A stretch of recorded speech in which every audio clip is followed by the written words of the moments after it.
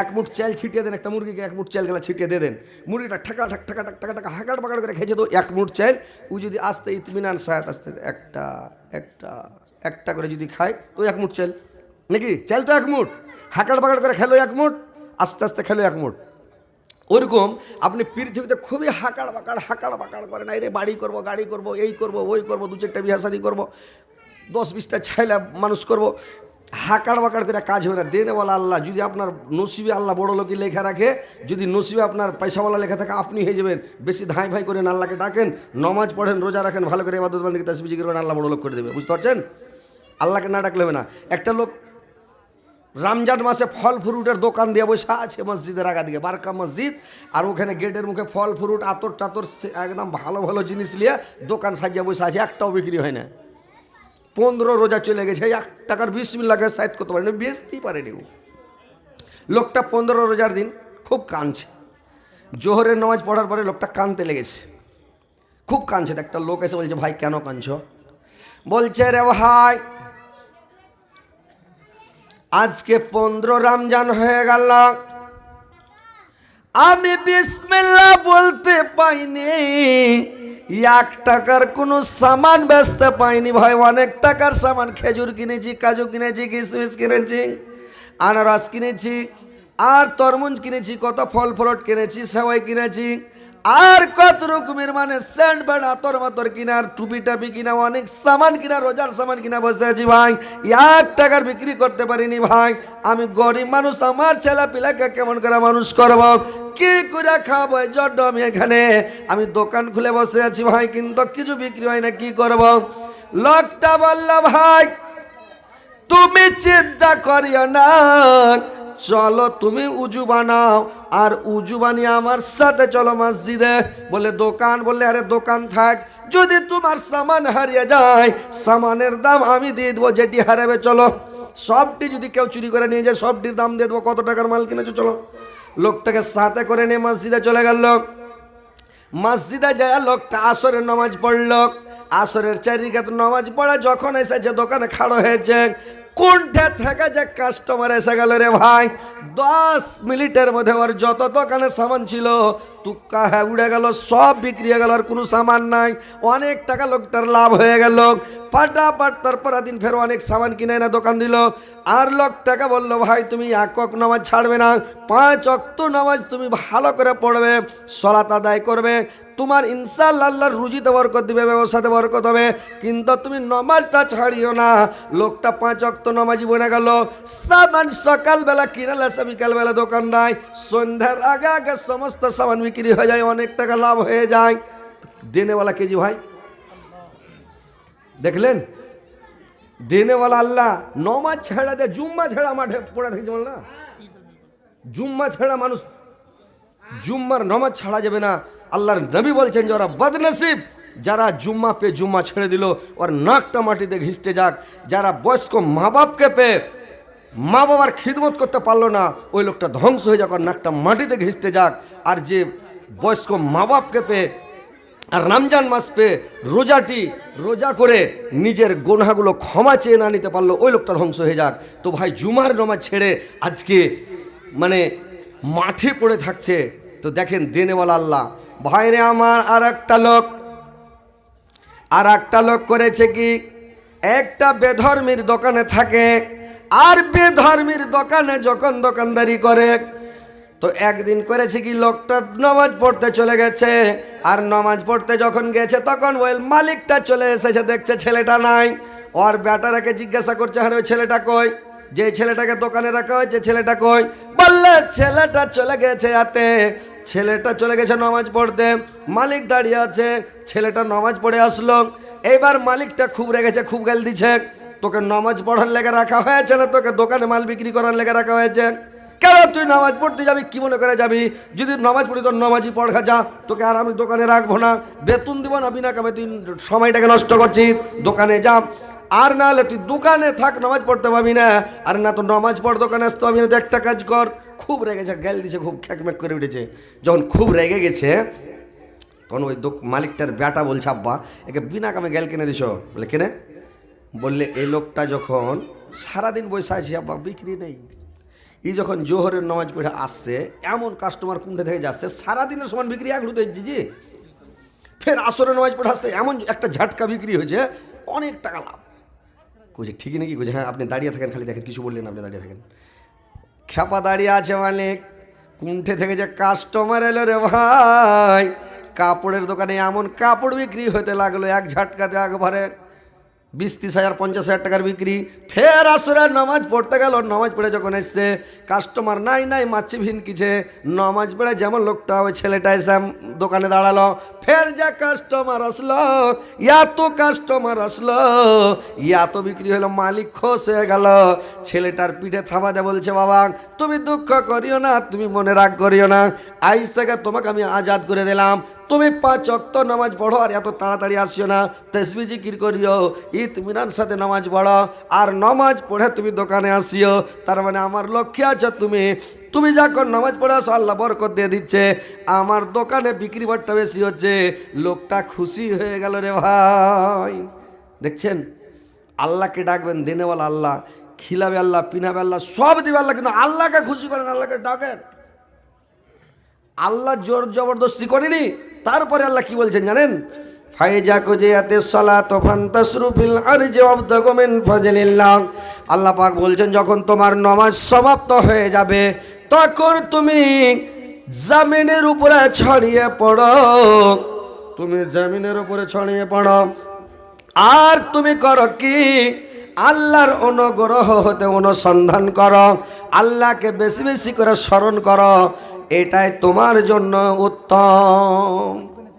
আল্লাহকে বেশি বেশি করে স্মরণ করো, এটাই তোমার জন্য উত্তম। তো তুমি রাখেন ইনশাল্লাহ, যখন দান নিতে লাগবো একেবারে চলে যাবেন দান দেওয়া হুড়াহুড়ি করে। আর এখন আইনা রাখেন, যারা মোটা দান দেবে একটু লিখে রাখেন, হারখানটা বাইরে রাখেন, হারখানটা ভরিয়ান না বইয়ামে, হ্যাঁ, টাকা পয়সা টিকা ভরেন খালি। আর মা বোনেরা তোমরা খালি সব দান দিয়ে একদম রেডি হয়ে থাকো, যখন খালি 1 2 3 বলবো যে দান দাও, বিদ্যা শুরু, মানে এমন করে দান দিবা যাতে সব চাদর ধরে আনতে না পারে। মাইহারপুর গেছিলাম জালসা করতে ভাই, ওই ওদুদ ইসরাতের গায়ে, মাইহারপুর ওদুদ আর ইসরাত, সারা পৃথিবী ভাইরাল ওদুদ আর ইসরাতের লেগে। আর বিহারের নাম জেগে গেছে ভাই, বাংলাদেশ গেছি জালসা করতে, বাংলাদেশে শুনছি ওরা বাজাইছে ওদুদ ইসরাতের কাহিনী। আমি তোমার দেশে কেন করে এলো জি? কোয়েশন নেটের যুগ হুজুর, সব চলে এসছে। তো কথা হচ্ছে ভাই যে ওখানে জালসাতে গেছিলাম, যার জিসো ছিল, কয় বছর হয়ে গেল, তো মেয়ে ছেলের কাছে দান আনতে গেছে, বিছানে পাড়া চাদরগুলা ধরে লেগেছে, তো 2টা লোক চাদর ধরে যে নিয়ে আসছে, তো টাকা চেয়ে আনতে পারে না, চাদর ভারী হয়ে গেছে। আমরা বলি সাহারের বস্তা, আর আপনার বিহারের লোক বলে খাদের বস্তা, আর আমরা বলি উড়িয়া সাহারের বস্তা। তো ওই বস্তাতে টাকা হুঁড়িয়া ভরে মুখ বেঁধে টাকা রেখেছে। তারপরে যখন দেলালপুর না রতনপুর কইছে, আর পাঞ্জরে জালসা করতে গেছি, তো জিজ্ঞাসা করছি যে ভাই কতটি টাকা খেয়েছিল? কইছে 5 লাখ। কত টাকা ওখানকার মেয়ে ছেলে দান দিয়েছে ভাই? 5 লাখ টাকা। 3 চাদর টাকা, 3 চাদর টাকা লেছে ভরে একবারে 3 বোঝা টাকা, মানে উড়িয়া সাহারের খাদের বস্তাতে আঁটে না যে ভাই, 5 দিয়ে হুঁড়িয়া ভরে টাকা রেখেছে, বুঝতে পারছেন? তো এখানকার আপনাদের ওলি কি, এটা গ্রামের নাম কেওয়ালার লোক কিরকম দানকারী, ইনশাল্লাহ দেখবো যারা কিরকম দান দেয়। ইনশাল্লাহ কালকে আপনাদের এখানে থাকবো আমিরাবাদের কাছে, ওখানে নাম করবো। পরশুদিন পুরুলিয়া জেলাতে থাকবো ভাই, পুরুলিয়া একদম কোট পুরুলিয়ার পাশে, তখনও ইনশাল্লাহ নাম করবো যে হ্যাঁ কেওয়ালার লোক এরকম দানকারী আছে। তো যাক আলহামদুলিল্লাহ, আপনারা শুনেন। তো আল্লাহ মানুষকে জোর জবরদস্তি বলেনি তুমি ইবাদত করো, বান্দিকে করো, তাসবিহ পড়ো, জিকির করো, সবসময় ধ্যানে লেগে থাকো। আল্লাহ বলছে তোমরা আমার জমিনের ওপরে যখন সলাত আদায় হয়ে যাবে, নামাজ পড়া হয়ে যাবে, তখন তুমি জমিনের ওপরে ছড়িয়ে যাও, ব্যবসা করো, বিজনেস করো, তিজারত করো, যে কাজ করো, যে কর্ম করো, কাজে লেগে যাও। আর তুমি আল্লাহকে বেশি বেশি করে স্মরণ করো, আল্লাহকে বেশি বেশি করে ডাকো, আর আল্লাহকে বেশি করে স্মরণ করো, এটাই তোমাদের জন্য সর্বোত্তম। যদি তোমরা বিশ্বাস করো তো আল্লাহকে বেশি করে ডাকো, আর ব্যবসা বিজনেস করো। তার মানে আমাদের নবী বিজনেস করেছেন, সব নবী বিজনেসকে হালাল করেছেন, আর ব্যবসা করতে বলেছেন, বিজনেস করতে বলেছেন। আমার নবী বিশ্বের নবী, 1,24,000 নবীর সরদার, সেই নবী ব্যবসা করেছেন, বিজনেস করেছেন, আর ব্যবসা বিজনেস আমাদেরকে করতে বলেছেন তোমরা ব্যবসা করো, বিজনেস করো, কিন্তু হালাল বিজনেস করো, হারামি বিজনেস করিও না, মিথ্যা কথা বলে বিজনেস করিও না, সত্য কথা বলে বিজনেস করো। আমার নবী কেমন করে বিজনেস করেছেন দেখেন, যে আল্লাহ বলছেন তোমরা যখন সালাত সমাপ্ত হবে আমার জমিনের উপরে ছড়িয়ে যাও, আর তোমরা ব্যবসাতে লেগে যাও, বিজনেসে লেগে যাও, কাজকর্মে লেগে যাও, আর তোমরা টাইমে টাইমে আমাকে ডাকো, আমাকে স্মরণ করো। ফাইজা ফারাকতা ফানসাব ওয়াইলা রব্বেকা ফারাগাব, যখন তোমরা ফুরসত পাবে, অবসর পাবে, তখনই তোমরা আমার ধ্যানে মন লাগাও, তোমরা আমার ইবাদত বান্দেগিতে লেগে যাও যখন অবসর পাবে, ফুরসত পাবে। তো দেখেন আল্লাহ নবী কিভাবে বিজনেস করলেন, ব্যবসা করলেন দেখলেন।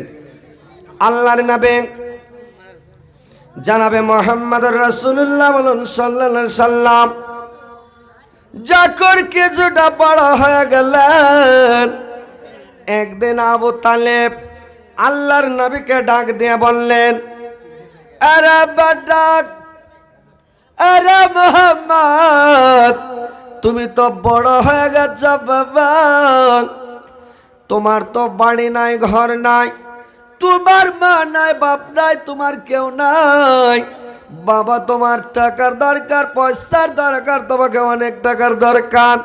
তো তোমাকে আমি যদি কোনো কাজ কর্মে লাগাই, কোনো কাজে যদি নিযুক্ত করি, তুমি কোনো কাজ কর্ম করবে বাবা বলো তো? আল্লাহর নবী বললেন, ঠিক আছে চাচা, যখন আপনি আমাকে কোনো কাজে লাগাবেন লাগান, আমার কোনো আপত্তি নাই।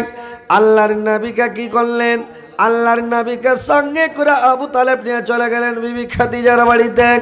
খাদিজার বাড়িতে নিয়ে গেলেন, খাদিজাকে বললেন, মানে গেটওয়ানকে বললেন, এ গেটওয়ান, তুমি খাদিজাকে গিয়ে বলো যে কুরাইশের সরদার আবু তালেব তোমার বাড়িতে এসেছে, ডেড়িতে দাঁড়িয়ে আছে। যেমন যে এক দারোয়ান গিয়া বলল খাদিজাকে, খাদিজা, কুরাইশের সর্দার আবু তালেব তোমার ডিড়িতে দাঁড়িয়ে আছে, তোমার সঙ্গে দেখা করতে চাই। খাদিজা বলল দারোয়ানকে, আরে তাড়াতাড়ি যাও, আমার চাচা আবু তালেবকে তাড়াতাড়ি ডাকো, কুরাইশের সর্দার আমার সঙ্গে দেখা করতে এসেছে, তাড়াতাড়ি ভিতরে ডাকো, বাইরে দাঁড়িয়ে থাকতে দিও না। চট করে আবু তালেবকে ডাকলো। আবু তালেব আল্লাহর নবী চলে গেলেন বাড়ির ভিতরে। খাদিজা ঘরের মধ্যে বসতে দিলেন, বসতে দিয়ে চা নাস্তা টিফিন টাফিন করালেন, কিছু খাওয়ালেন। খাওয়ার পরে এবার গল্প শুরু হয়ে গেল। খাদিজা বললেন, চাচা আজকে কি ব্যাপার, আপনার পা কত বড় হয়েছে চাচা, আজকে আমার বাড়িতে আপনি চলে এসেছেন চাচা, কি ব্যাপার বলুন তা? আবু তালেব বলল, খাদিজা শুনো মা, আমি তোমার বাড়িতে জন্য এসেছি রে মা, তুমি তো জানো আমার ভাতিজার ব্যাপারে, যে আমার ভাতিজাটা এতিম মাওড়া বাফারা মাহারা, আর তুমি জানো আমি কুরাইশের সর্দার হলে অবস্থার দিক দিয়ে খুব দুর্বল, কিন্তু মারে আমার ভাতিজাকে নিয়ে এসেছি তোমার বাড়িতে, যদি কোনো কাজকর্ম ফাঁকা থাকে, কোনো সিট ফাঁকা থাকে, আমার ভাতিজাকে তুমি কাজে লাগাও তো বাবা।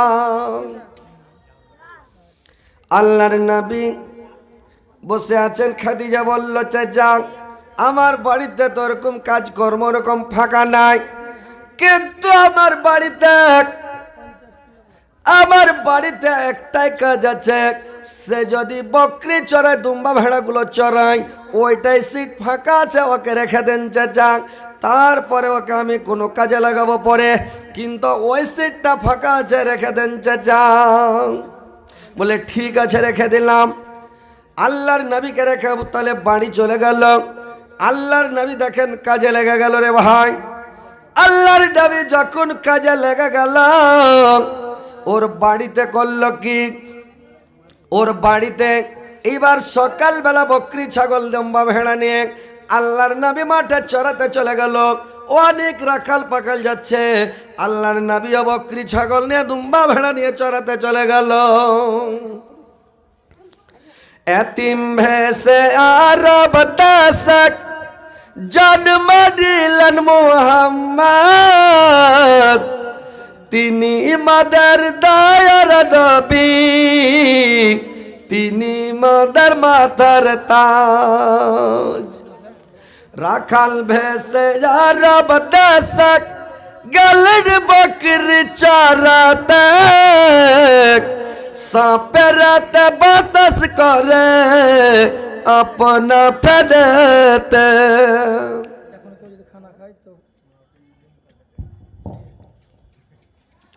এখনো কাউকে যদি ভোট লেগে থাকে তো খানা খাইলেন যে ফ্রিতে খেতে পারবেন, যান যে খাবেন। ভোগ যদি না লেগেও থাকে তাও খেলেন, গরুর গোশ যে হ্যান্ড ঠেরে হয় তাগড়া গরু এবারে যান। আপনি ফ্রি করে দিয়েছেন, যান যে যে খাবেন যান। এরা যাবে না ভাই, এরা জানছে যে হজরত আলীর শেষ হবে তখন যা খাওয়া, বুঝতে পারলেন? বুঝতে থাকেন ইনশাল্লাহ, বসে থাকেন, পালাপালি করিয়েন না, শুনবেন মন দিয়া অন্তর দিয়া, ওই ইদিক উদিক করে শুনবেন না, তাহলে মন দিয়া শুনলে মজা লাগবে। আর যদি খালি এমনি বাহিরকার কান দিয়া শুনেন তাহলে মজা পাবেন না, মানে অন্তরের কান দিয়ে শুনতে হবে নাকি। আর কথাগুলা ভাই বুঝার চেষ্টা করতে হবে, যদি না বুঝেন তো সব বেকার। ধ্যান দিয়ে শুনতে হবে, ধ্যান দিয়ে বুঝতে হবে। ওই একটা লোক বলছে কি যে একটা লোক বলছে মানে কথা জিনিস বুঝার, বলার, শোনার, এই যে কি কথা ফ্রি কহিলেন জি ভাই, এ তো কিছু মানে চাংলা পিলে যা সবটি ভাত খেয়ে শেষ করে দেবে। বড় মানুষ তো আছে এই খ্যাপা ভোগা দিয়া কইলে 80 টাকা টিকিট, বুঝতে পারছে? হ্যাঁ, দৌড়াদৌড়ি করিও না সবাই, বসো একটু। দুনিয়া তো দুনিয়া ও আমার আল্লাহ, এ জিসমে রাখা যে জান, সবই যা তোমার দায়ার দান। দুনিয়া তো দুনিয়া, পাখির কলরব ঝর্ণার পানি, ফলে ফুল ভরা বাগান, সবই যা তোমার দায়ার দান। দুনিয়া তো দুনিয়া, মুসা নবীকে না দেখা দিয়া বানিয়েছ তুমি কালিমুল্লাহ। ইসমাইল নবী জবাই না হয়ে গেল জবিহুল্লাহ। দুনিয়া তা দুনিয়া। আর একটু শান দেন তো ভাই, ও ভাই মাইকমান, আর একটু ঘোরাও, হালকা করে একটু দাও তো, মানে